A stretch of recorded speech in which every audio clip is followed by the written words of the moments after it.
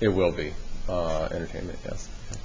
All right, so we're going to solve this equation. Now, the big thing with this section is that there's often more than one way that you can solve the equation. Okay, so I'll show you two on this one, and you can kind of just pick like whatever your favorite is, all right?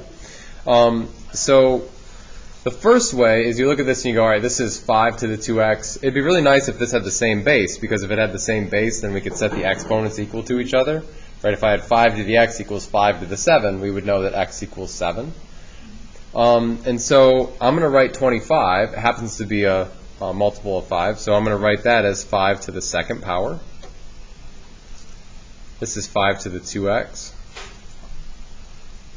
And so now that they have the same base, I can look at the exponents and go, oh, well, 2x must be equal to 2.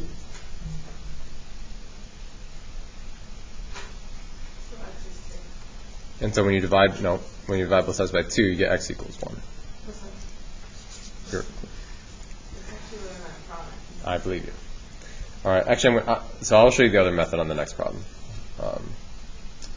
So that's probably the fastest, easiest way to do that, if you notice that. What if it doesn't, like, equal out? Yeah, we're going to get there. Yeah. I guess I didn't say this at the beginning. The big problem that you have is that the variable is in the exponent, right? So the question is, like, how do I get the variable out of the exponent? One way is to make the bases on the left and the right match, and then you can set the exponents equal to each other. Do you have to show work on problems like that? Because you can kind of just tell. Okay. Yeah.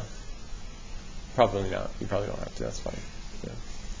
But it's always in your best interest, right? In case you look at this and you go 2 instead of 1, and you show no work, well, then you've lost all the points, So it's in your interest to show work. But yeah. Okay. Let's work on this problem here then. So again, I'm trying to solve for x. The big problem is that I have an x in the exponent, and I want to get that out of the exponent, but before I do that, I need to get the exponential part of this by itself. Okay? So before I do either this or before I use logarithms, as I'm going to show you in a second, you want to get the exponential part by itself. So we're going to divide by 20 first. So divide each side by 20. And then I get 1/2 to the x over 3. Sorry, that's not written very nicely. X over 3 equals 5 over 20, which is just 1/4.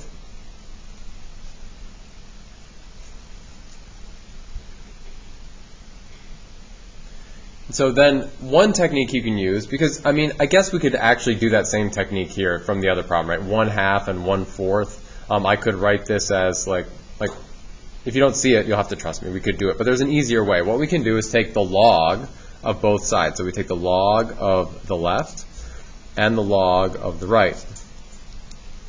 Excuse me. And by doing that, this thing on the left, I can take this x plus 3 and I can send it out in front of the logarithm. Right? And so I can write this then for my next step. X over 3 times the log of 1/2 is equal to the log of 1/4.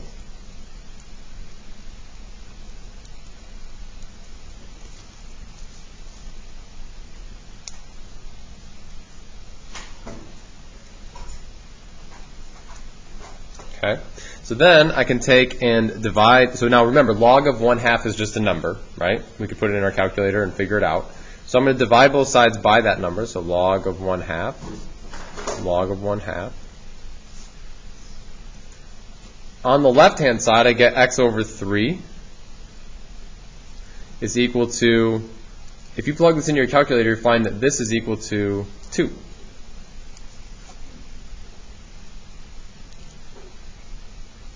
Then obviously from here, you're just going to times both sides by 3, and you get that x equals 6. That's so much longer. That would be the same, but half squared equals half. Yeah, that's fine.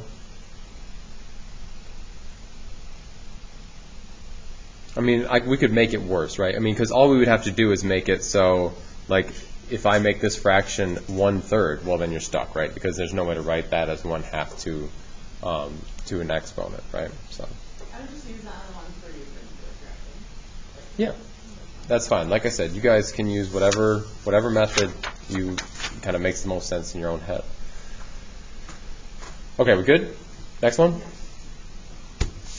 Okay, what if we have a logarithm, a logarithmic equation? And so this one, our problem is that we have an x inside of the logarithm. So one thing that you can do that we said the first day we learned about logarithms is you can, if you've got a logarithm, you can turn it into an exponential and vice versa. So you can think about it like that. I prefer to think of it algebraically. So if this is log of x squared, it's log base 10. Remember, we just never write the 10 there. And so I think to myself, how can I undo a log base 10? Well, undoing means doing the inverse of, and the inverse of a logarithm is an exponential. So I'm going to exponentiate both sides with the base 10. That just means this, 10 raised to the left and 10 raised to the right. 10 to the log base 10, those undo each other. So I'm left with just x squared. On the right-hand side, I have 10 to the second power, which is 100.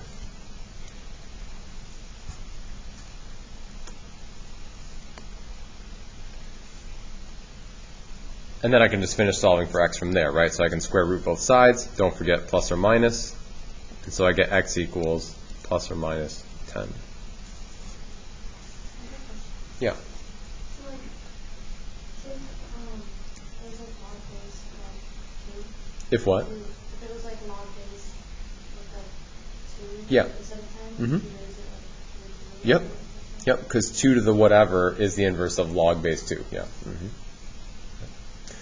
You should always check your answer real quick. You can't take the log of a negative number, so if you plug this in and you get log of a negative number, it would be an extraneous solution.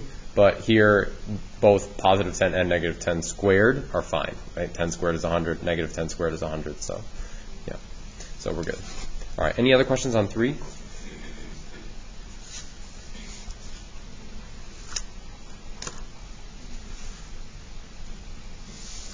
Okay, number 4. So in this one, the problem isn't just that we have x inside of a logarithm. It's that we have x inside of a logarithm in like 3 different spots. And so for this one, we're going to use our logarithmic properties that we learned yesterday or 2 days ago maybe, right, to combine these logarithms together first before we try to get rid of the logarithms. So on the left, I see I have natural log of x plus 2 plus natural log of x minus 1.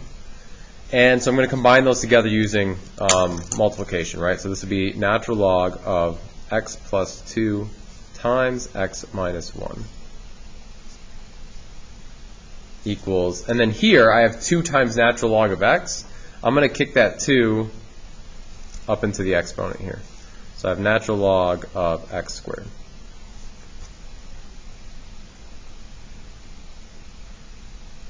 Yeah. Would it be the same if you do the last method for x plus 2 and x minus 1 and then attaching the natural log on? Yeah. Yeah, which we will do eventually. Yeah. But yeah, you're a little bit ahead of me. Well, can't you do the natural log of 2x and natural log of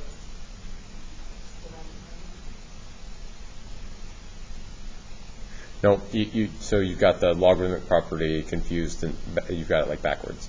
So the logarithmic property that you're referring to says if you have the let's say natural log of a times b, right? 2 things being multiplied. That's the natural log of a plus the natural log of b, right? Okay, but it says nothing about the natural log of a plus b. Like we don't know anything about that. So yeah. Yeah, good question. Other questions?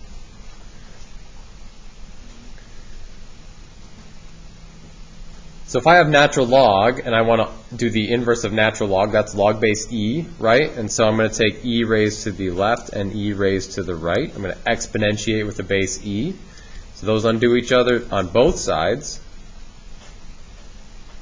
And then I'm going to multiply this out all in one step. I hope that's not too much to do here, but I'm going to multiply this out and you get x squared plus x minus 2 equals x squared.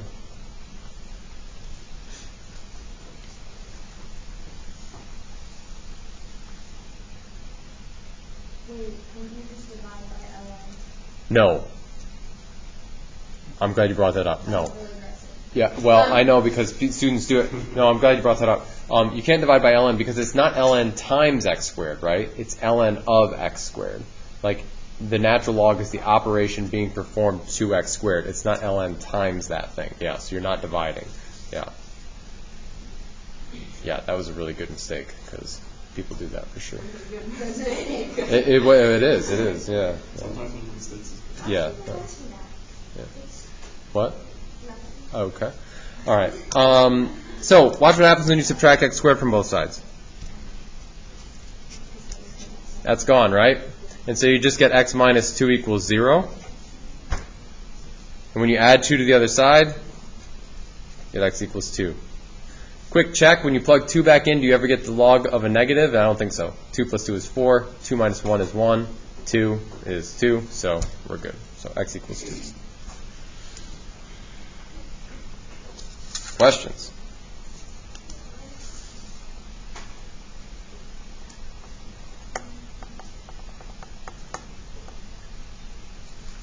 All right. Last one. Last one. Yeah. So I'm going to do number 6 tomorrow. That's a really long problem, and we should, yeah. Is there stuff like in the homework though? There might be a problem or two like that. Yeah, you guys can just save it if you want. Save it for I'll tomorrow. send multiple problems then. Whatever you got to do. Them all for the day before the holidays. It's a good idea. And then you'd be like, can you answer all the questions? And I'll be like, no. Here's your quiz. So, yeah. All right. So let's do this one. So again, same problem, right? I have log base 3 of a variable.